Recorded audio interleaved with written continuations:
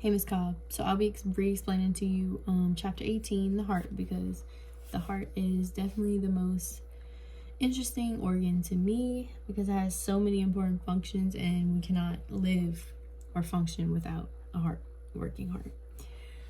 So first things first, we have our base, which is the biggest part of the heart, and we have the apex, which is the point that it comes to at the bottom. It's a little nook at the bottom, and then our biggest part at the top.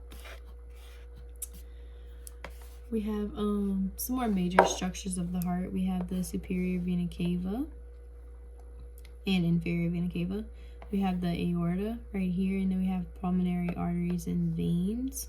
These kind of trip me up at the beginning because usually veins show up as blue and then arteries show up as red, but in this case they're always switched. So remembering that they're switched was very important for me, because if not, it'll mess you up all the way. But so we have our major structures. Right here is our right atrium.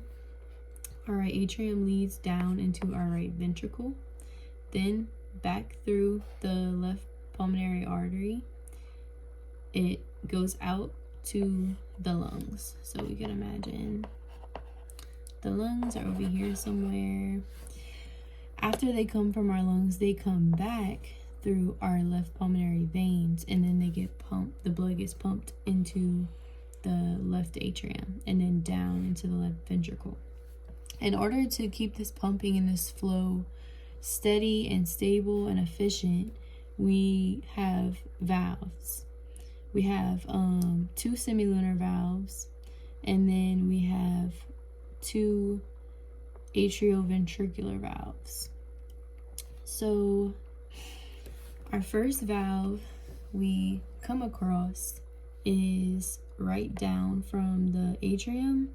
It'll be right here, and that is our tricuspid valve.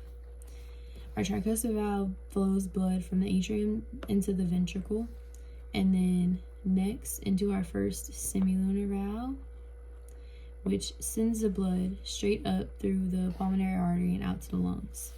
Once it comes back, it gets pumped right into the left atrium, then down through our next valve, which is our second atrioventricular valve, the mitral valve, or the bicuspid valve.